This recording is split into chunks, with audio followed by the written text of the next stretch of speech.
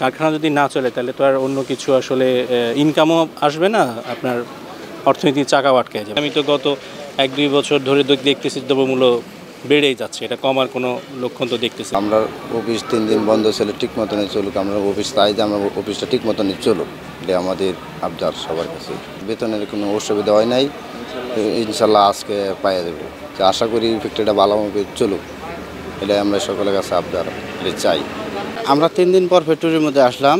রাস্তায় কোনো সমস্যা, কোনো ধরনের কোনো সমস্যা হয়নি। আল্লাহর মতো আমরা সুষ্ঠু মতো ফ্যাক্টরির মধ্যে আসি কাজ করতেছি। প্রসপেক্টিভে আমরা স্যালারি যেটা সেটা অন টাইমেই দিচ্ছি, আমাদের কখনোই স্যালারি নিয়ে ডিলে বা কোনো কিছু নিয়ে সমস্যা নাই। আর দ্রব্যমূল্যের ব্যাপারটা তো আসলে এক সাইড থেকে কমেন্ট করাটা আসলে জটিল, কারণ অনেক ফ্যাক্টরি এটার মধ্যে থাকে। দ্রব্যমূল্যের অবস্থা যদি বলি, আমি তো গত 1-2 বছর ধরে দেখতেছি দ্রব্যমূল্য বেড়েই যাচ্ছে, এটা কমার কোনো লক্ষণ তো দেখতেছি না। যেমন কালকে বাজারে গেলাম, দেখলাম যে জিনিসপত্রের দাম গত কয়েকদিনের তুলনায় আরেকটু বেড়েছে। সো এটা কিভাবে কমবে, বা নীতি নির্ধারক যারা আছে, বা এই মুহূর্তে যেহেতু একটা ইন্টারিম গভর্নমেন্ট হচ্ছে, যেটা হওয়ার পরই আসলে বুঝতে পারবে।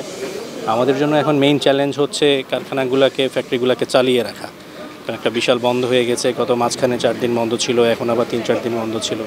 এখন মেইন টার্গেটই হচ্ছে যে কোনোভাবেই হোক আমাদের কারখানাগুলোকে চালিয়ে রাখা, যাতে প্রোডাকশানের বা আর কোনো আমাদের ক্ষতি বা কোনো লস যেন না হয়। এইটার লসটা কাভার করতে পারলে কিন্তু দেখবেন মেইনলি আমাদের যদি প্রোডাকশান না হয়, কারখানা যদি না চলে, তাহলে তো আর অন্য কিছু আসলে ইনকামও আসবে না, আপনার অর্থনীতির চাকাও আটকে যাবে। এইটাকে রান করাটা হচ্ছে এখন আমাদের মেইন চ্যালেঞ্জ, মেইন দায়িত্ব।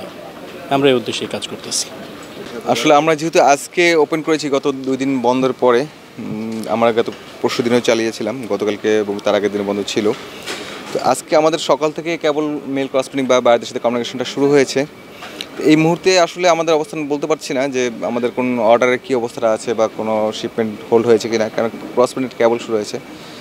আমরা দিন শেষে আসলে বলতে পারবো যে আমাদের শিপমেন্টের বা অর্ডারগুলোর অবস্থানটা কী আছে। আদার্স অ্যান্ড যদি বলেন আমাদের ওয়ার্কারের স্যালারি বা আদার্স যেগুলো আছে, আমরা অলরেডি আজকে পাঠিয়ে দিয়েছি। ওয়ার্কারের স্যালারি ব্যাংকে চলে গেছে। এখন ব্যাংক ডিসবার্সমেন্টে যদি কোনো বড় ধরনের প্রবলেম না হয়, তাহলে আজকে বিকেলবেলার মধ্যে ওয়ার্কার স্যালারি পেয়ে যাবে। আদার্স কোনো প্রবলেম নেই ইনশাল্লাহ।